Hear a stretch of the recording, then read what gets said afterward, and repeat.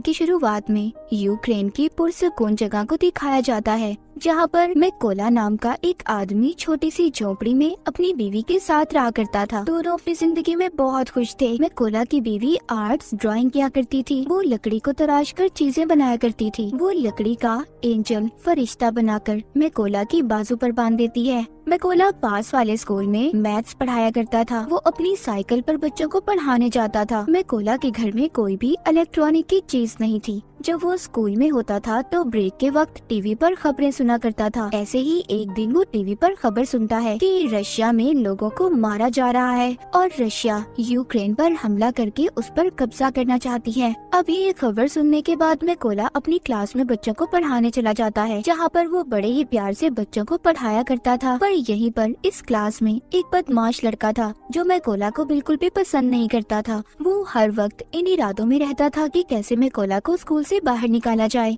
पर उसने कभी भी उस लड़के की हरकतों पर गुस्सा नहीं किया था। एक दिन मैकोला जब स्कूल पढ़ाने जा रहा था, तभी रास्ते में कुछ सोल्जर्स फौजियों को देखता है, जिन पर ये ज्यादा ध्यान तो नहीं देता और स्कूल चला जाता है। पर जैसे ही ये स्कूल आता है तो देखता है सारा स्कूल खाली था। तभी ये टीवी पर खबर सुनता है कि रशियन आर्मी यूक्रेन में घुस चुकी है और यहाँ पर कब्जा करना चाहती है। अब मैकोला को समझ आती है जो इसने रास्ते में फौजी देखे थे वो रशिया के थे। पूरे मामले को देखते ही ये फौरन से अपने घर की तरफ भागता है, क्योंकि उसकी बीवी घर पर अकेली थी। मगर अब बहुत देर हो चुकी थी। जब ये घर पहुंचता है तो देखता है रशियन फौजी उसकी बीवी को मार रहे थे। और जब मैकोला अपनी बीवी को बचाने की कोशिश करता है, फौजी उसे भी पकड़कर मारने लगते हैं। मैकोला उनसे कहता है, प्लीज मेरी बीवी को मत मारो, वो माँ बनने वाली है। पर वो कुछ भी नहीं सुनते और उसके घर को आग लगाकर जाने लगते हैं। अपने घर को जलता देखकर उसकी बीवी जैसे ही उठकर उन फौजियों पर पत्थर मारने लगती है तो एक रशियन फौजी उस पर गोली चला देता है, जिसकी वजह से मैकोला की बीवी मर चुकी थी। मैकोला अपनी बीवी की लाश के पास बैठकर जोर जोर से रोता है। तभी तो यूक्रेन के फौजी आते हैं। वो उसकी पहचान करने के बाद उसकी बीवी की मौत पर बहुत अफसोस कर रहे थे और उसकी बीवी के लिए कब्र खोदकर मैकोला से कहते हैं कि अपनी बीवी को यहाँ पर दफना दो। अब मैकोला अपनी बीवी को दफनाकर अपने घर को देख रहा था। रशियन फौजियों ने उसकी बीवी को भी मार दिया था और उसके घर को भी जला दिया था, इसीलिए अब वो बदले की आग में जल रहा था। वो रशियन फौज से बदला लेना चाहता था, इसीलिए अब वो यूक्रेन के फौजियों से कहता है कि प्लीज मुझे भी आर्मी में शामिल कर ले, मैं भी फौजी बनना चाहता हूँ। ये सुनकर वो फौजी मैकोला को अपने साथ ले गए थे, पर जाने से पहले मैकोला अपने पास लकड़ी का एंजल रख लेता है जो उसकी बीवी ने उसकी हिफाजत के लिए बनाया था। जब ये बेस पर आता है तो यहाँ के कमांडर इसको आर्मी में शामिल नहीं करते, कहते हैं कि क्या पता ये कोई जासूस भी हो सकता है। पर मैकोला कमांडर को बताता है कि रशिया की फौज ने मेरी आंखों के सामने मेरे घर को जला दिया और मेरी बीवी को भी मार दिया, इसीलिए मेरे पास जीने की अब कोई वजह नहीं है। मैं रशिया की फौज को मार कर ही सुकून का सांस लूंगा। मैं अपने मुल्क को बचाऊंगा ताकि रशिया की फौज यहाँ पर किसी और के घर को ना उजाड़े। ये सुनकर कमांडर मैकोला को आर्मी में शामिल करने के लिए तैयार हो गया था। उसकी ट्रेनिंग अब शुरू हो जाती है। मैकोला को बंदूक के बारे में कुछ भी नहीं पता था। जब सभी फौजी बंदूक को असेंबल कर रहे थे, उनके हिस्सों को जोड़ रहे थे, तो मैकोला उनके सामने सबसे ज्यादा देर में बंदूक को असेंबल करता है, जिससे सभी फौजियों को ये लग रहा था कि मैकोला कभी भी अच्छा फौजी नहीं बन पाएगा। मगर मैकोला अपनी सारी जान अपनी ट्रेनिंग पर लगा रहा था ताकि वो अच्छे से अच्छा फौजी बन सके। एक दिन ऐसे ही जब वो ट्रेनिंग कर रहा था तो अपने सीनियर से कहता है कि मुझे मैकोला कहकर मत बुलाएं, मुझे रेविन कहें। तभी उसके सीनियर उस पर हंसने लगते हैं, कहते हैं खुफिया नाम ऐसे ही किसी को नहीं मिल जाते, उसके लिए इंसान को मेहनत करना पड़ती है। अब मैकोला पूरी जान से ट्रेनिंग कर रहा था। रात को जब सभी सिपाही सो रहे होते थे तो तब भी मैकोला अपनी प्रैक्टिस करता रहता था। एक दिन उनका कमांडर सबसे कहता है कि हमारे पास स्नाइपर निशानेबाज की कमी है, कौन है जो तुम में से स्नाइपर बनना चाहता है। इनमें से बहुत कम लोग थे जो अपना हाथ ऊपर करते हैं। इन्हीं में से मैकोला भी था जो अपना हाथ ऊपर करता है। सभी उसे देखकर हंस रहे थे। कमांडर उसे कहता है, तुम्हें तो बंदूक भी सही तरह से असेंबल नहीं करने आती, तो तुम क्या स्नाइपर बनोगे। मैकोला कहता है मैं एक अच्छा स्नाइपर बन सकता हूँ, आप मेरा कोई भी टेस्ट ले सकते हो। कमांडर उसको टेस्ट लेते हुए कहता है कि तुम्हें सिर्फ 20 सेकंड में इस बंदूक को असेंबल करना होगा। अब मैकोला अपनी आंखों पर पट्टी बांधकर बंदूक को जोड़ना शुरू करता है और सिर्फ 18 सेकंड में उसने बंदूक को असेंबल कर दिया था। ये देखकर सभी हैरान हो गए थे। जो लोग पहले इस पर हंस रहे थे वो अब इसके लिए तालियां बजा रहे थे। इसके बाद मैकोला की स्नाइपर की ट्रेनिंग शुरू हो गई थी। वो जी जान लगाकर स्नाइपर की ट्रेनिंग कर रहा था। वो दिन भी आ गया था जब सभी स्नाइपर्स को उनकी बंदूकें दी जाती हैं। जहाँ पर सबको अच्छे मॉडल की बंदूकें दी गई थी, वहीं पर मैकोला को पुरानी बंदूक दी जाती है जो सही से काम भी नहीं करती थी। जब मैकोला अपने सीनियर से कहता है कि सर मुझे भी नई बंदूक चाहिए, तो उसका सीनियर उसे गुस्से से जवाब देता है। कहता है कि पहले तुम्हें खुद को साबित करना होगा कि तुम एक अच्छे स्नाइपर हो, तभी तुम्हें बंदूक दी जाएगी। अब सबकी ट्रेनिंग शुरू हो गई थी। इनका सीनियर सबसे कहता है जब तुम अपना निशाना लगा रहे होगे तो तुम्हें चाहे कोई भी परेशानी आ जाए, तुम अपने टारगेट से नहीं हिलोगे और अपने टारगेट पर पूरा ध्यान लगाकर निशाना लगाओगे। सीनियर सभी के पास बारी बारी जाता है और सबके पास गोलियां चलाता है। जो भी स्नाइपर जरा सा भी गोली लगने के डर से हिलता है उसको ट्रेनिंग से बाहर कर दिया गया था। जब सीनियर मैकोला के पास जाकर गोली को चलाता है तो उसे कोई भी फर्क नहीं पड़ता, वो जरा सा भी नहीं हिला था। जब वो अपने टारगेट पर निशाना लगा रहा था तभी सीनियर उसके पास आकर कहता है कि तुम अपने टारगेट को सिर्फ एक दफा ही देख सकते हो और उसकी आंखों के आगे कुछ रख देता है। अब मैकोला जब निशाना लगाता है तो उसका निशाना चूक गया था, मगर सब जानते थे कि अगर मैकोला को नई बंदूक दी जाती और आंखों के आगे कुछ न आता तो उसका निशाना लग जाता। रात को स्नाइपर का नाइट शूट टेस्ट होता है जिसमें इन्हें रात के अंधेरे में अपने टारगेट को देखकर उस पर निशाना लगाना था। ये फ्लेयर गन को चलाकर सबको एक ही बार उनका टारगेट दिखाया जाता है। सब निशाना लगाते हैं पर मैकोला निशाना नहीं लगाता।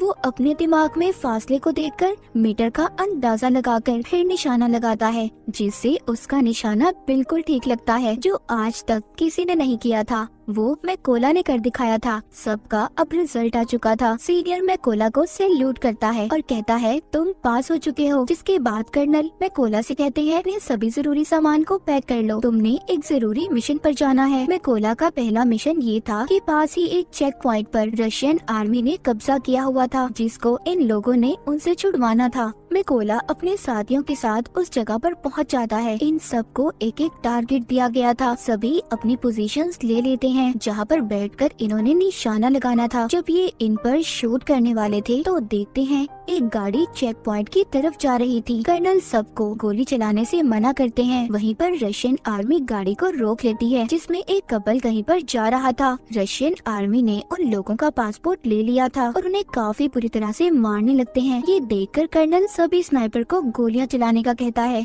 और एक ही झटके में सभी स्नाइपर रशियन आर्मी को मार गिराती है। इनका पहला मिशन पूरा हो गया था। ये सभी खुशी खुशी अपने बेस पर वापस आ गए थे। जब मैकोला अपने बाकी साथियों को देखता है तो वहाँ पर कोई भी नहीं था। उसे पता चलता है कि वो दूसरे मिशन पर है। मैकोला को ये भी पता चल गया था कि उस मिशन में इसके बहुत से साथी भी मर गए हैं और उन सबको एक ही रशियन स्नाइपर ने मारा है जो रशियन आर्मी का सबसे बेहतरीन स्नाइपर है। कुछ दिन के बाद इनका दूसरा मिशन भी शुरू हो गया था। ये सभी उस जगह पर पहुंच जाते हैं जहां पर रशियन आर्मी कब्जा करने वाली थी। सबसे पहले मैकोला हर जगह पर अपने साथियों के साथ बॉम्ब लगा देता है और फिर घास में छुपकर रशियन आर्मी का इंतजार करने लगता है। कुछ वक्त के बाद रशियन आर्मी उधर आने लगी थी। तभी मैकोला देखता है उन रशियन फौजियों में मैकोला का एक स्टूडेंट भी था जो स्कूल में इसे परेशान किया करता था।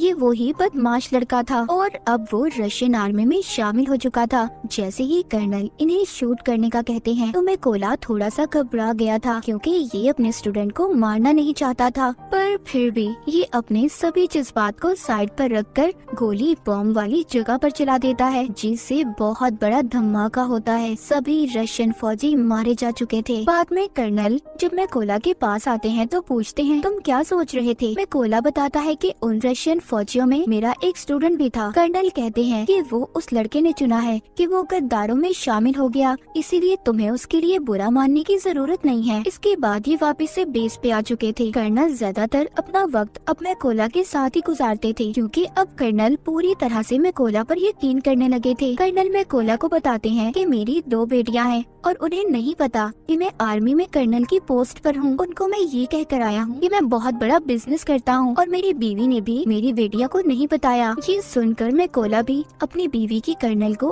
आखिरी निशानी दिखाता हुआ काफी दुखी हो जाता है। अब इसके बाद फिर से ये अपने अगले मिशन पर निकल पड़ते हैं। ये लड़ाई काफी बड़ी थी। सभी स्नाइपर्स छुपने के लिए एक गहरी खाई खोदते हैं और उसमें अपनी पोजीशंस ले लेते हैं। ये यहाँ पर इसलिए आए थे क्योंकि इन्हें पता चल गया था कि रशिया के कुछ फौजी यहाँ पर कब्जा करना चाहते हैं। यहीं पर कर्नल भी मैकोला के साथ थे। तभी यहाँ पर मैकोला देखता है उनमें वो फौजी भी था जिसने इसकी बीवी पर गोली चलाई थी। वो मैकोला के बिल्कुल निशाने पर था। कर्नल से पूछता है क्या मैं इस पर गोली चला सकता हूँ? कर्नल कहता है नहीं। मैकोला फिर पूछता है क्या मैं इस पर गोली चला सकता हूँ, क्योंकि वो अपनी बीवी का बदला लेना चाहता था। मैकोला का तो मिशन यही था कि वो अपनी बीवी का बदला लेना चाहता था। वो खुद पर कंट्रोल नहीं कर पाता और उस फौजी पर गोली चला देता है। पर इसके बाद रशियन आर्मी को इनका पता चल चुका था। कर्नल मैकोला से कहते हैं ये तुमने क्या किया? तभी एक स्नाइपर कर्नल पर शूट करके उसे भी मार देता है। सब रशियन फौजी इन पर बॉम्ब फेंकने लगते हैं। मैकोला कर्नल की लाश को बेस पर ले आया था, पर बहुत ज्यादा दुखी था क्योंकि उसकी गलती की वजह से कर्नल मारा जा चुका था। मैकोला ने अब ये कसम भी खाई थी कि वो उस स्नाइपर को कहीं से भी ढूंढ कर लाएगा और कर्नल की मौत का बदला लेगा।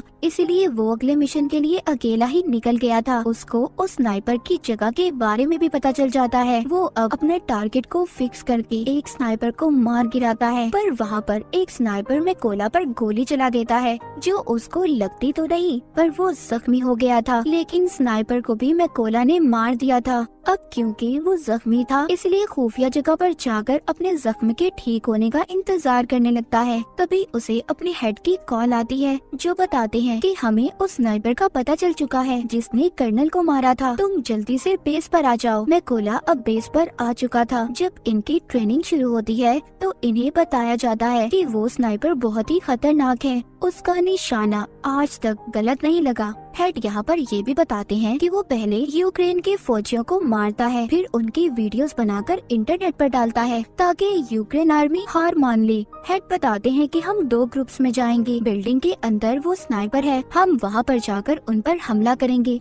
तभी मौके का फायदा उठाकर मैकोला उस स्नाइपर को मार देगा। प्लान बन जाने के बाद ये सब लोग ऐसा ही करते हैं। सभी उस जगह पर जाकर अपनी अपनी पोजीशंस ले लेते हैं और ये रशियन का ध्यान भटकाने में कामयाब हो जाते हैं। और मैकोला इसी बात का फायदा उठाकर अंदर जाकर रशियन स्नाइपर को मार देता है। मैकोला अपने साथियों से कहता है कि मेरा रास्ता साफ कर दो। ये सुनकर सभी मैकोला के साथी रशियन आर्मी पर गोलियां चलाकर उन्हें मार देते हैं। अब अंदर जो स्नाइपर छुपकर बैठा था जिसको मैकोला मारने आया था, वो सोचता है कि कोई भी फौजी उसकी बात का जवाब नहीं दे रहा। जब ये ऊपर छत पर चेक करने जाता है तो वहाँ पर जो रशियन स्नाइपर था वो मर चुका था। ये देखकर वो वापस से अपने पोजीशन पर आ जाता है। जब वो सामने मैकोला की बीवी का बनाया हुआ एंजल देखता है तभी मैकोला ऊपर से छलांग लगाकर उस स्नाइपर को मार देता है। जब दूसरे स्नाइपर को थोड़ी आवाज आती है तभी मैकोला उसके पास भी एक बॉम्ब फेंकता है और उस स्नाइपर का काम भी तमाम हो चुका था। लेकिन यहाँ पर हम देखते हैं जब वो स्नाइपर छत पर चेक करने गया था तो उसने फोन करके रशियन आर्मी को बुला लिया था। इसलिए रशियन आर्मी उधर आ रही थी। किसी को भी नहीं पता था कि उनके स्नाइपर मारे जा चुके हैं। इसलिए जब वो अपने स्नाइपर को कॉल कर रहे थे तो कॉल में मैकोला उठाता है और उन्हें कहता है कि तुम्हारा वक्त अब खत्म हो चुका है। ये कहकर वो रशियन के ट्रक ड्राइवर पर गोली चला देता है जिसमें सभी रशियन फौजी बैठे थे। इसीलिए अब वो बाहर आ गए थे, लेकिन ये नहीं जानते थे कि यूक्रेन के स्नाइपर इन पर पहले ही निशाना लगाकर इंतजार कर रहे थे। तभी वो सब इन पर गोलियों की बारिश कर देते हैं। सभी को मारने के बाद मैकोला अपनी बीवी की कब्र पर जाकर उदास मन से कहता है कि मैंने तुम्हारे कातिलों और अपने दुश्मनों से बदला ले लिया है, मगर अब मुझे अपने मुल्क की हिफाजत करनी है, इसीलिए मुझे अब जाना होगा। इतना कहकर वो अपने अगले मिशन पर निकल जाता है और यहीं पर स्नाइपर द व्हाइट रिबन की कहानी खत्म हो जाती है।